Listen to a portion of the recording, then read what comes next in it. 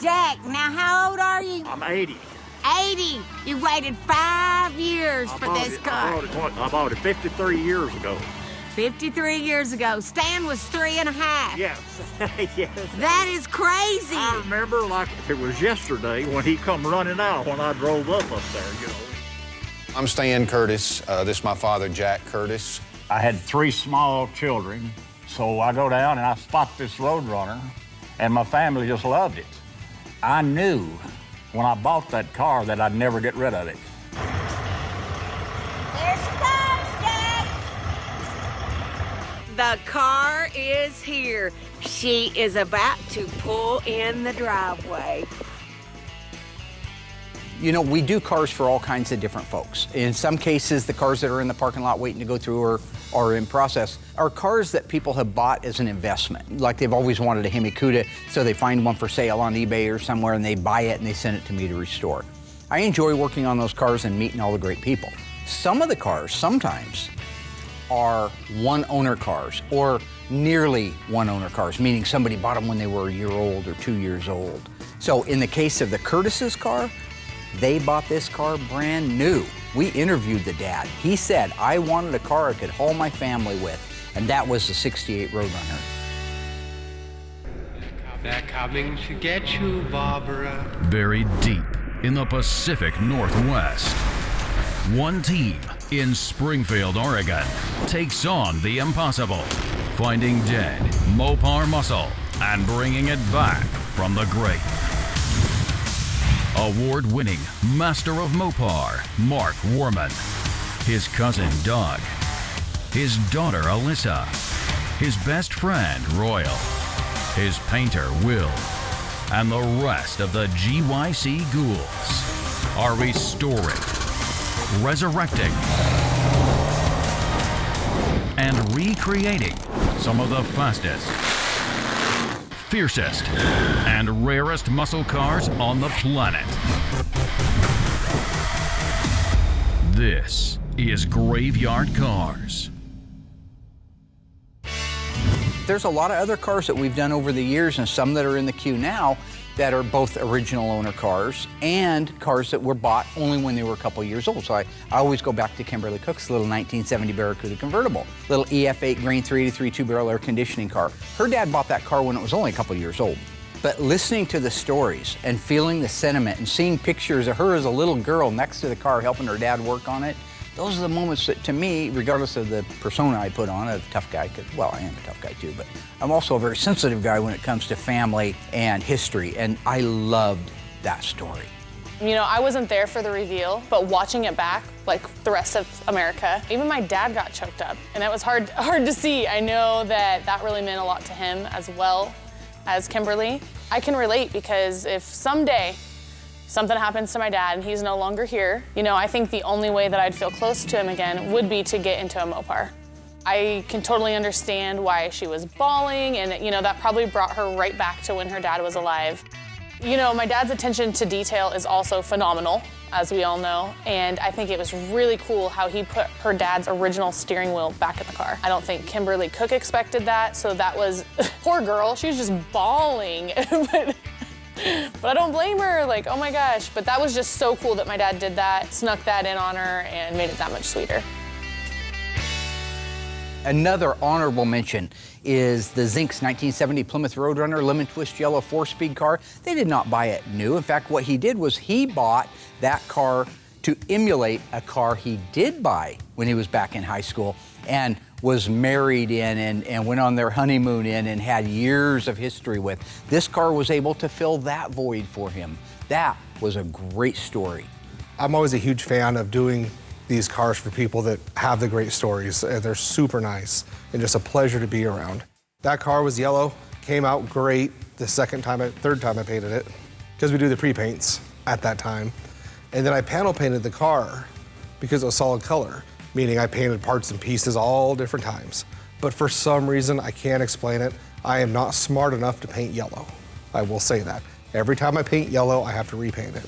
I gotta agree with old Willie on this one. I don't agree a lot, but apparently he's too stupid to paint a yellow car.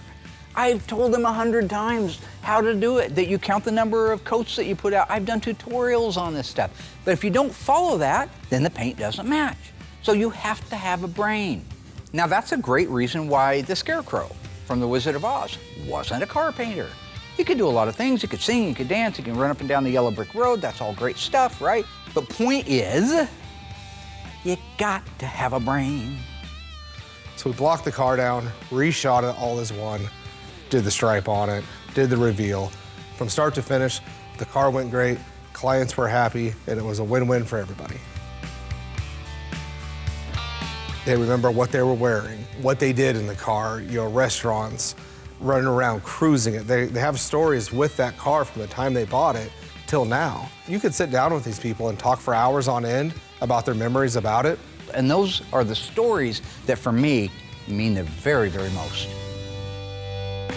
So when a car sets, as long as this one had sat out beside the house, getting rained on, sitting in the mud, it's going to have problems down the road. Once that car got here, we disassembled it completely, right down to the bare original shell. That's what we do. Once we had it disassembled, we had to decide what metal we're going to send out to have dipped. So we did end up sending out the body itself to have dipped, the trunk lid, and both doors. But the front sheet metal was rusty enough, I didn't think it was going to make it, so we just put new AMD parts on there. When it came back from the dipper, it had a ton of problems. It had a lot of rust in it, and I mean a lot of rust. We ended up replacing nearly every piece of sheet metal on it. We didn't end up doing the roof skin, but we did do the main floor, the step wells, the under seat pan, the trunk floor extensions, both quarter panels, a rocker section on the right-hand side, the left front apron, the left front frame rail had to be replaced, the rear cross member extensions, both quarters, if I didn't mention that already. So it was a lot of metal work that needed to be done on the car, but that's what we were getting paid for. When it got out to the mudroom, we had one guy start it, and then he left us. Then we had to have another guy jump in on it, which is always hard to take over where someone left off. So he actually found himself having to actually go back and almost start the car completely over to get it where it needed to be. Once we got the bodywork up to speed, we were able to start the priming process where we prime and block, do that 3 times to get it ready to start taking it apart to do our jam work. So after we get the first prime done, it takes a week or 2 for that primer to dry. At that point, set outside, we'll bring another car in, work on it, and then when that 2 weeks is up, we'll grab that car, bring it back in. It's nice, it's hard. We use the VP 7050 as our primer. It's thick, it's like honey coming out, and it does a remarkable job. So then we'll get the whole car blocked, do our second prime, and sometimes we're good to go after the second prime, but most time we'll do it a 3rd time just to be safe. We get the whole entire car washed, put back in the booth, masked up, then I'll put my first coat of sealer on, and that sealer is just to fill any imperfections that we may have missed or overlooked. It's just like a safety blanket. So we'll seal it, then we go right into our color, and it's not a transparent color. The cover's really good. It's a beautiful color. So you're looking at 5 or 6 coats of color, 3 coats of clear, let that dry, goes right over to Noah to get the cut and buff done, and then we can get it over here for assembly.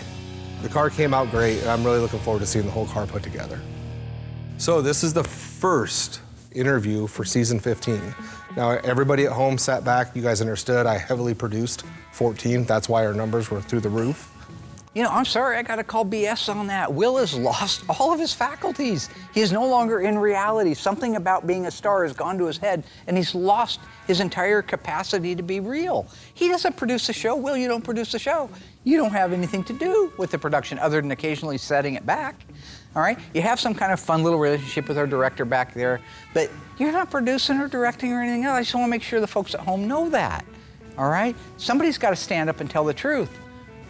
When we sin in silence, when we should protest, makes cowards of all men.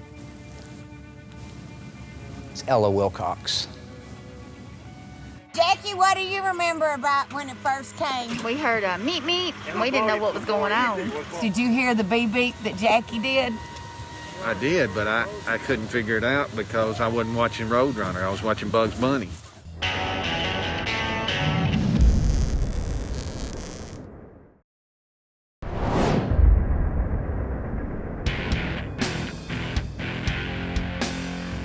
When these cars come in, they are so rusted away to nothing life and Mother Nature and time takes a huge toll on these cars, and it's understandable that people have to let them sit for a long time, and when they come to us, there isn't much left.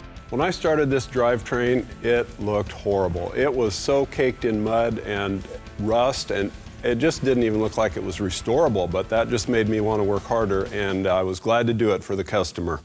It is so rewarding to be able to take an engine that has sat for maybe 35 years without running, give it to Doug, let him completely disassemble it, send it off to the machine shop, have all the machine work done, and know that it made it through those critical points of what?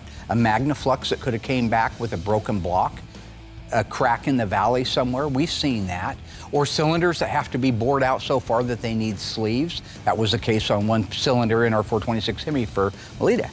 So sometimes the original parts are so pitted and rusted that we can't use them. In a non-numbers matching situation, we can just replace them out. But if it is a numbers matching restoration, we have to work a lot harder to bring these parts back to life so that we can make this an original numbers matching car. So I can understand what these people are going through, wanting to see their cars come back in the shape that they used to be in years ago. If I could see my old Barracuda come back in the condition it was when I was 18 years old, looking just the way it did back in that day, it would just be heart-stopping for me. You mean the car your daddy bought you, Doug? Is that the one you're talking about? The nice little 70 Barracuda 318 4-speed air conditioning car? Probably one of one ever built. It wasn't age. It wasn't anything as quaint as age and dilapidation. It was destruction. The guy beat the tar out of that. He kicked its kidneys in every day. He was doing a reverse burnout, which I don't even know why. Rev it up and dump it in reverse till the motor mounts broke. I don't get it. He backed up one time right down the road here on 39th Street to a mound of dirt so the rear valance would cave into the dirt, lift the weight off of the tire, and then he spun the tire and it had enough friction against the rock that it was set on that it would smoke, because apparently that was the only way he could smoke the tires. You understand, that is not dilapidation, that is destruction. Mark has been referring to my reverse burnout where I backed up against a stump. Well, that's not completely how it happened. I just backed up the side of a mill pond, broke traction, stood there on the pedal, and spun my tire in reverse until the tire popped. I had such a nice cloud of smoke going up in the air on this blue moonlit night. It was the most awesome thing there was. That is ridiculous. My mom loved Dougie dearly. It was one of her favorites. But she always said, you know, whatever Dougie does, do the opposite. You just gotta tell that truth. Me and Ella. So I know I talked about it earlier. This car came with factory 14x6 Magnum 500 wheels. But if it were a Hemi car, it could have had a 15-inch wheel, never a 15-inch Magnum, but a 15-inch wheel. Well, now in today's world, they make them. Classic Industries offers a 15x6 Magnum 500 all chrome wheel, correct for the 68 model cars. But that way you can put an F7015 on it, get more road feel, get more tire fill in it up, and that's what we opted to do. I talked to Mr. Curtis about it, so that's the setup we went with. They even replicate the 15-inch Redline tires.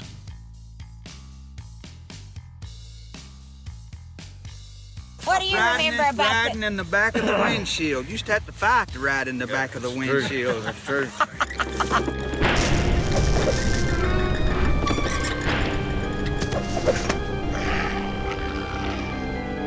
In 1970, the Plymouth Roadrunner came standard from the factory with the 383 Roadrunner engine. What engine was not available in the 1970 Roadrunner?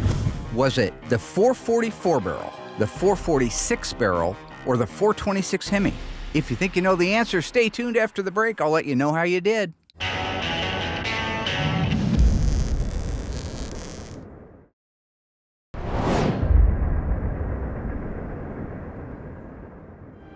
All right, folks, how did we do on that one? What engine was not available from the factory in a 1970 Plymouth Roadrunner? If you guessed the 446 barrel, well, you're wrong. It actually was introduced in '69 and available and continued all the way through the '71 model year. However, if you guessed the 444 barrel, you're absolutely right. That's right, you could not get the 375 horsepower 444 barrel engine in a '70 Roadrunner. Get it in a Charger, get it in a Challenger, you could get it in a Cuda, get it in anything except the medium price range cars. You couldn't get a Super B with a 444 barrel, and you couldn't get a 70 Roadrunner. I didn't get to help Justin with the second skin on this vehicle, but I love how it's coming together. It's so beautiful. That blue is amazing. It just pops.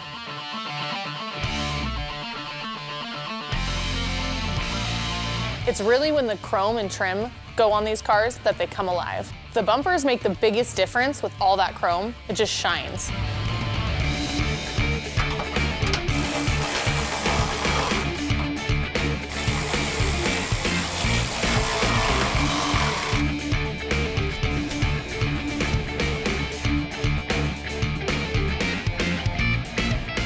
Installing the grille and headlight bezels make the front end take its shape. The mirrors, handles, and taillights all make the car whole. So the dash came in for the 68 Roadrunner. It looks really good. You know, this is just a simple dash too. It had the horizontal gauges, but with the two-tone blue in this car, it really sets it off and makes it look really nice. Installing the dash is one of the last things I have to do to this car to finish off the restoration of the interior of this car.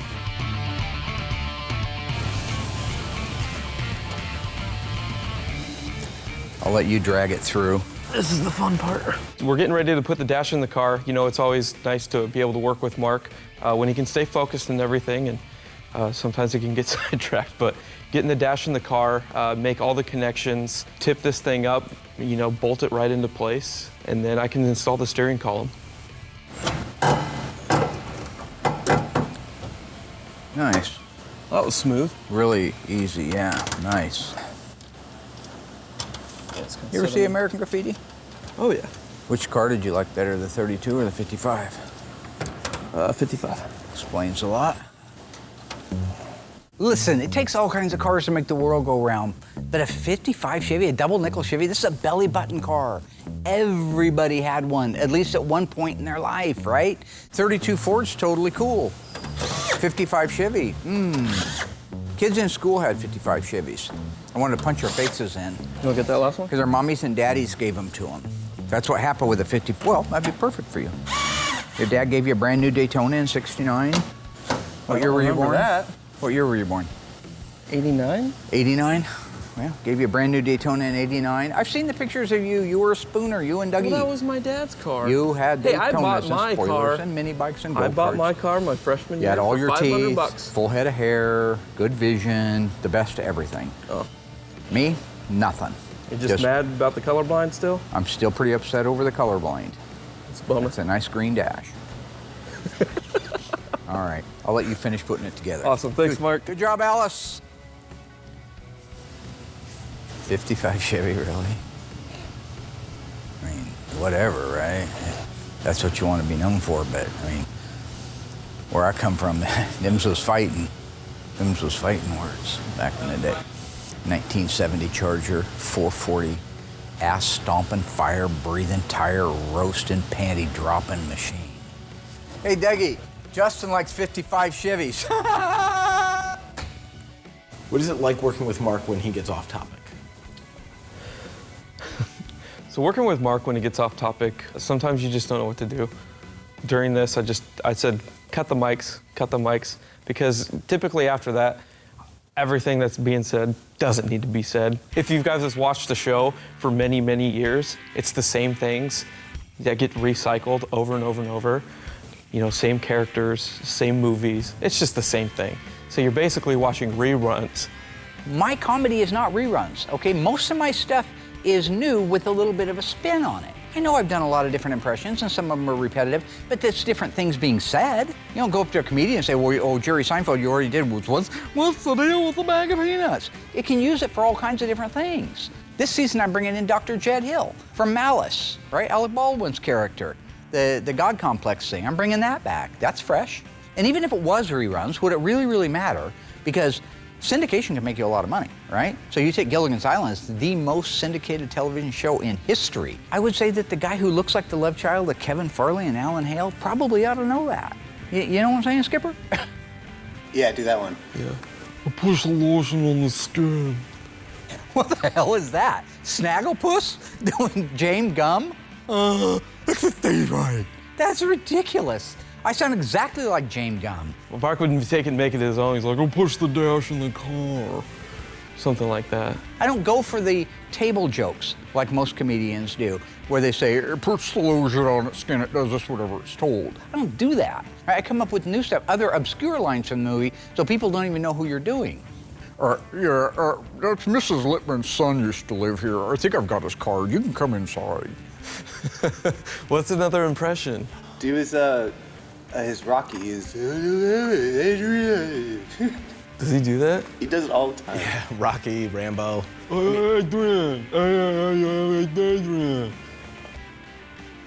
Now I'm Yogi Balboa. Hey, boo-boo.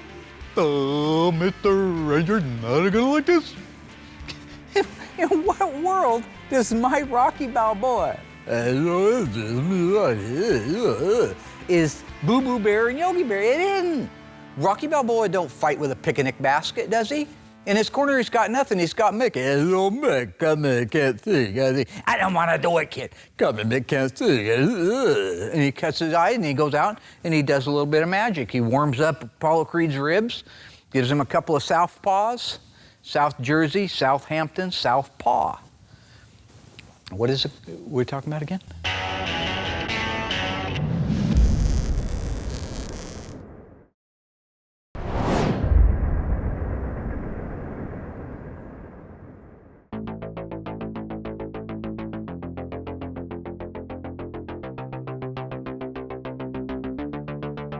So installing the steering column is a two-man job. One guy under the hood feeding the coupler onto the steering box. One guy has to get inside, up under the dash, and line it up, feed it through, and we have to align the splines on the coupler.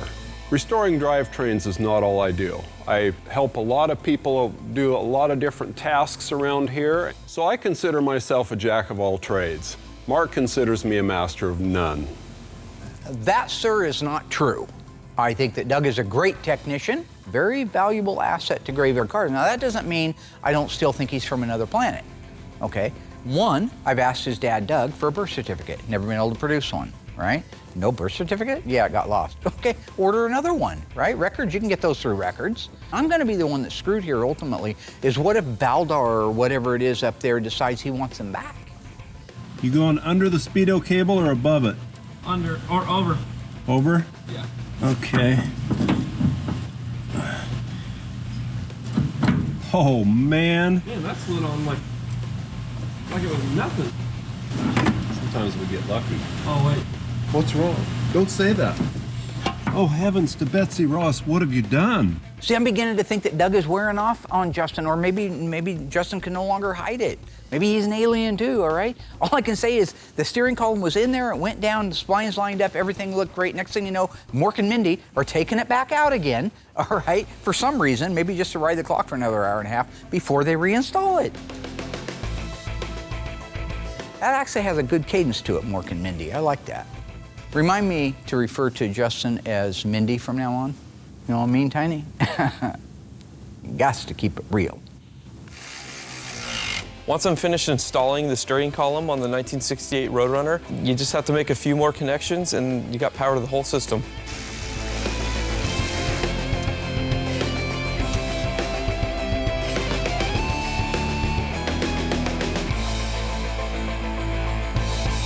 So what do you have any memories about this car?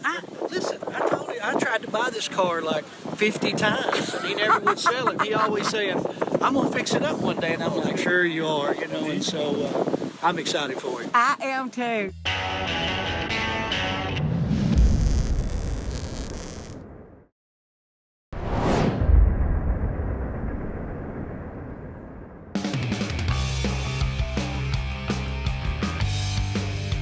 Over the years, everybody's watched us evolve as a shop. I mean, I will be the first to tell you that when you first started watching the show in 2012, we didn't have all the key vendors that we have now. We didn't have all of the equipment that we have now. We didn't even have necessarily the knowledge, because you do learn. Every day you learn something in this business.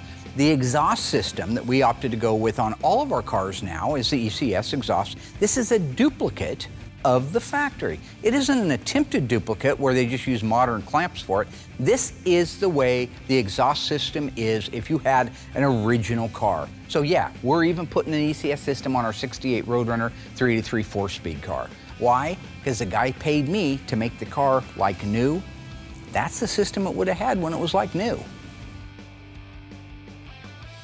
So one thing I want to mention real quick is that we put a brand new replica 043 radiator in it, because when the car came here, it did not have the correct radiator in it. It had a 22-inch, but it wasn't the correct one. Should be an 043 radiator. So I reached out to Bob at Glenray. He's been a friend of mine now for years. We get all of our radiators from them. And I said, man, we are so far over budget on this thing, and I'd love to give him the right radiator. I told him a little bit of the backstory. He says, well, I'd love to help you out, but this ain't UNICEF. You know, maybe one day UNICEF will get in the radiator business and they'll be the folks to see, which is the Joe Dirt line, Dirte, which I always think is funny. I kind of stole it and used it as my own. But anyway, after that, I got off the phone, I went out back and I found one. I sent it out to have it record. The day I was sending the radiator out to have it rebuilt, one showed up, and guess who it was from? Old Bobby Claus, Glenray Radiator. So thank you. That was a very nice thing that you did, Bobby. You're a good man. The 68 Roadrunner is a pretty simple car. It's got some cool things that go on the exterior of it. They got their little Roadrunner plaques that we put on the doors. And since this is a 68, it actually has the black and white Roadrunner decals that sit right next to the door plaques. The decals are my favorite part. And even though Will and I completely up, I still love billboards and I still love graphics. I just don't like doing them. You know, after I saw the episode of Shrek and Fiona putting the decals on the 71 Cuda, I laughed out loud. And I'm not a big LOL guy. You'll never see that little thing from me. I don't do that. But I literally laughed. You know, they're like a comedy team. They could be a great comedy team. What are they doing at Graveyard Carz?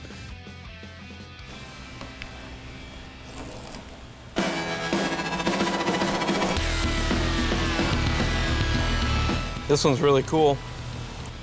If I understood Mark correctly, late in '68, Plymouth acquired the rights. So the tail panels got the colored bird. You were wrong on that, Mindy. The actual reason behind it, although that is a urban legend, and I probably even spouted it off a few times, the real answer behind the black and white bird versus the full color bird is that when the Roadrunner was conceived, there was a lot of pushback internally at Plymouth. They didn't want to be associated with a cartoon. They thought it was a bad idea, but they moved forward with it. They moved forward with it very carefully. They didn't want it to be cartoonish, so they made the Roadrunner black and white. That car took off so well in 1968 and sold so many units by mid-year, they were putting the colored birds on the applique that went on the back of the decor packages. And by 1969, it was full-color Roadrunner birds. So, called history. Gotta make sure this one sticks pretty good because it's on a textured surface.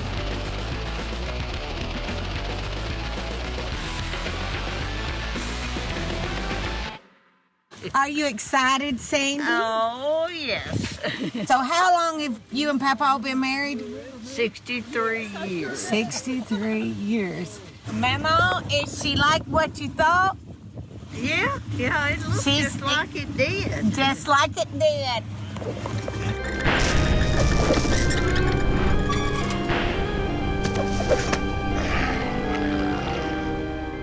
In 1968, Plymouth introduced the GTX, right on the same platform as the Roadrunner, but the gentleman's muscle car, the loaded luxury version. True or false?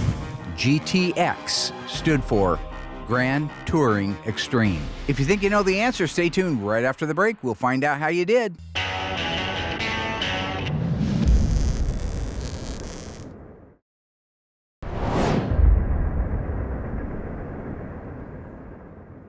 All right, folks, welcome back. How'd you do on that one? Did you say that GTX stood for Grand Touring Extreme? If you did, congratulations, you are absolutely wrong.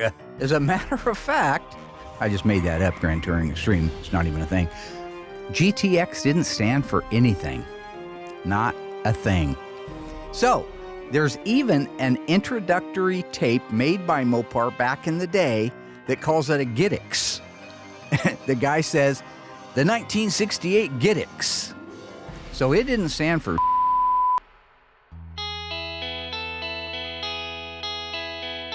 We do a lot of cars here, and it's easy to say, well, this one's my favorite or this one might be. But this particular car, while it is pretty simple, it's not very flashy, it looked nice when I brought it over here, but when Justin put it together, I had no idea the two-tone blue interior, really set that car off.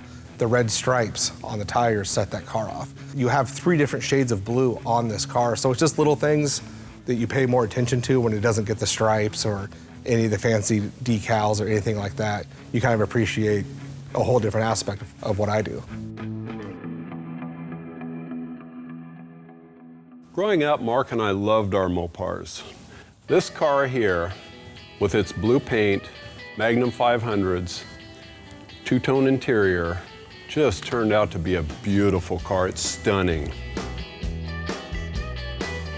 So my dad plays like he's some big tough guy, but really, honestly, he's a big softie with a big heart, and I think this restoration shows it more than anything. He didn't do this restoration because it was a high-dollar car. He did it because this meant so much to the owners, and I love that my dad did that for them. The coolest part about this build was the fact that it was the one-owner car and that it all comes down to family at the end of the day. They're gonna get to enjoy this car as a family now.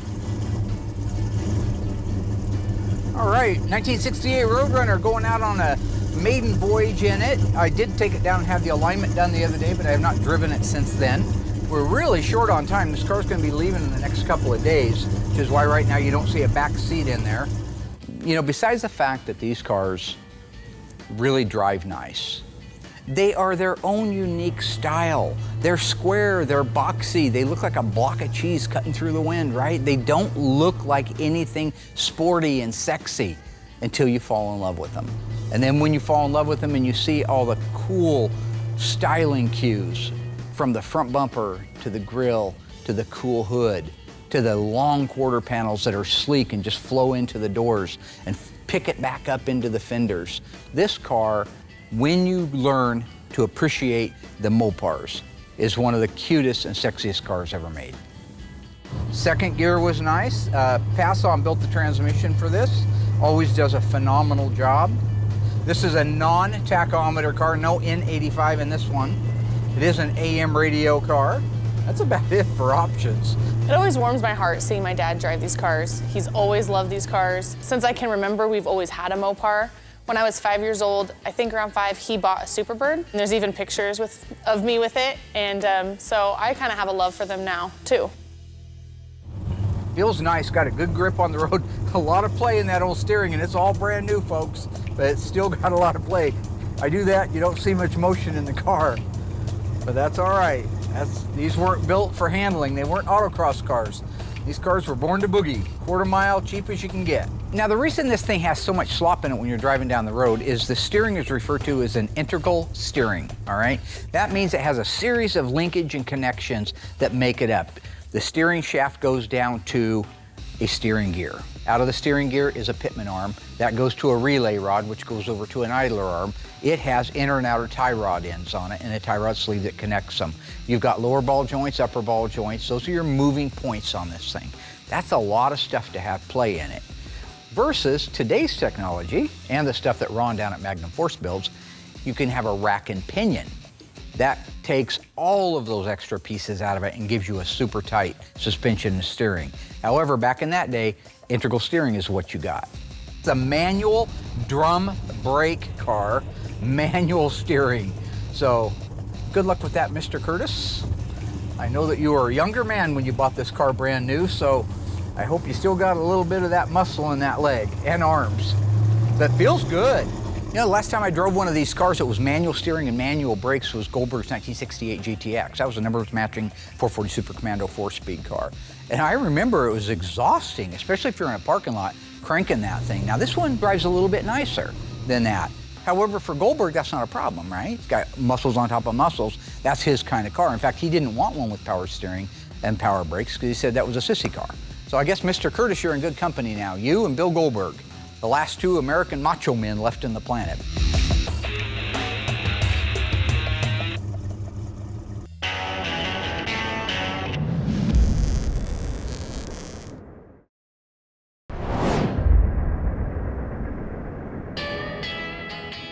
Brakes are braking evenly, which is kind of unusual for drums.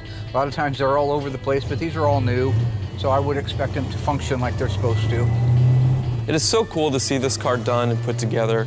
The color looks great, the paint looks great, the two-tone interior looks great, and just seeing this thing drive down the road is pretty rewarding. Gauges are working, what there is of them. We have a fuel gauge, a temperature gauge, and a charging gauge. Well, an alternator gauge tells you if the system's charging. We have a heater. Since this is a pretty plain Roadrunner, you know, there's not much, you know, crazy decals or anything that goes on this. We added the white pinstripe, which really kind of broke up the body of the car, and really, it's a small detail, but it added so much character to this car. Actually, Mr. Falfa, we didn't add a stripe to it. It's a 68 Roadrunner, and it was coded for the stripe, so we went ahead and put it back on. Now, really what you should do is pay more attention to the option codes and less time taking shots at the ice tray. Gandaz! Mr. Gandaz! I'll tell you the other thing I love on this car right now. ECS helped us out with the exhaust on this because I forgot to order it. I know you find that difficult to believe.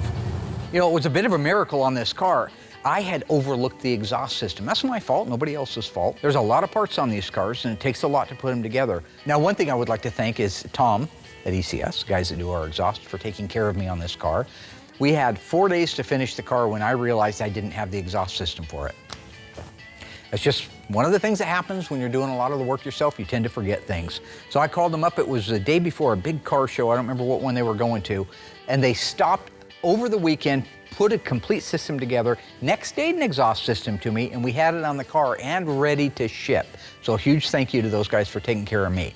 The lack of prior planning on my part seemed to have constituted an emergency on your part, and I appreciate that.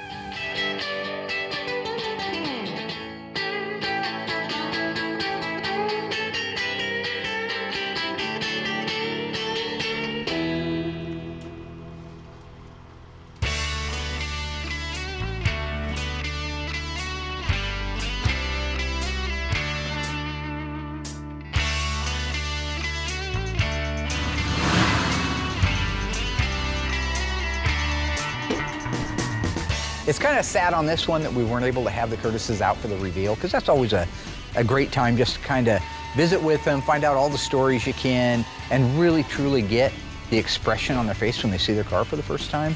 But it was wonderful because Mrs. Curtis took the time to record everything back there, and we have it. And they were so thrilled. It's such a special moment.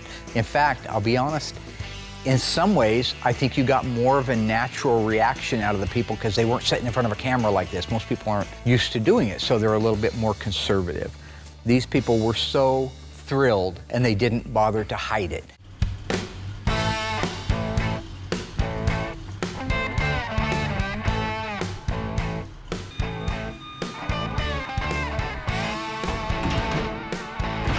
Good morning.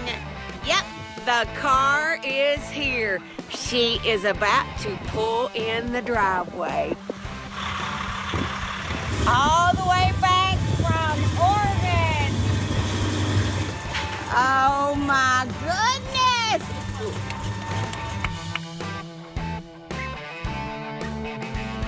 Jack, now how old are you? I'm 80. 80. You waited 5 years for this car. I bought it 53 years ago. 53 years ago. Stan was 3.5. Yes. Yes. Let you put the final touch on, Stan.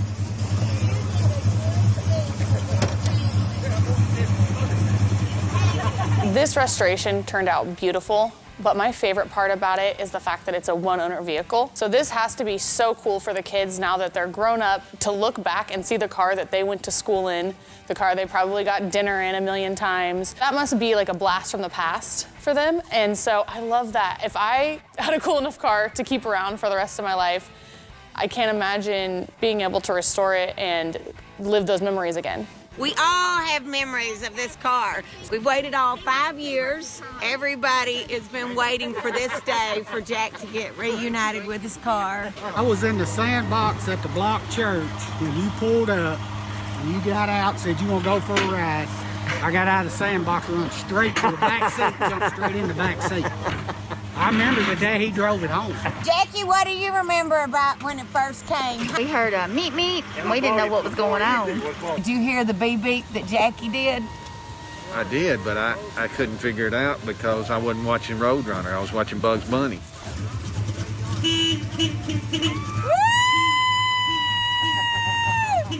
So how long have you and Papa been married? 63 years. 63 years. What I remember about that car, it was about the second time he drove it. He went by a Mennonite farm and they had some calves they were selling. He bought a calf and put it in the back seat of that new car. It scoured all over. Do you have any memories about this car?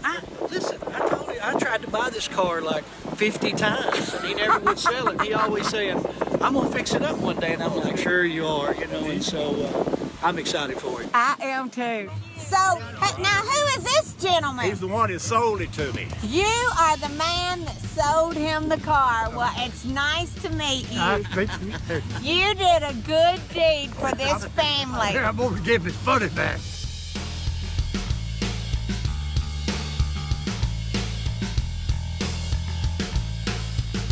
What do you think, Jack? I think it's quick. It's quick? So I would just like to say to Mr. Curtis, congratulations. You are a multiple cancer survivor, you are a fighter, and you bought a car that has been with you your entire life. And I would like to thank you personally for allowing me to be able to work on this car and bring it back to life for you. I think it is a wonderful thing for you to have in the family, and a gesture that I am blessed to have been able to make. So you enjoy that car and have a lot of fun with it. You and your family and your grandkids and their kids after that. And the only reason I did this was for you. Well, and Bunsen burners. Nice little earners. Cash. Ka-ching. But you guys cut the part about the money, right? Just leave it real sentimental.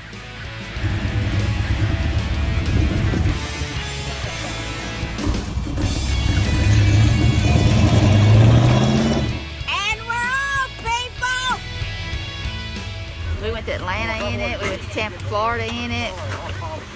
Stan was saying that 7 of you went to Tampa in the car. We did. I remember riding in the floorboard in the back seat. What do you remember about riding in the back of the windshield? Used to have to fight to ride in the back of the windshield. That's true. There you have it, folks.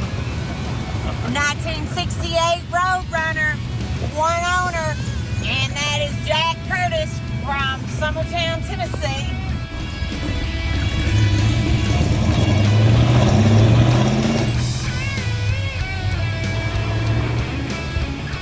So, you know, we can restore these cars for people who have the money to buy the really expensive one-of-one cars. It's the restorations that mean something to someone, that means something to an entire family. This is why we do restorations. Yes, it's cool to be around the really rare cars, but it's even better when you can be a part of someone's memories.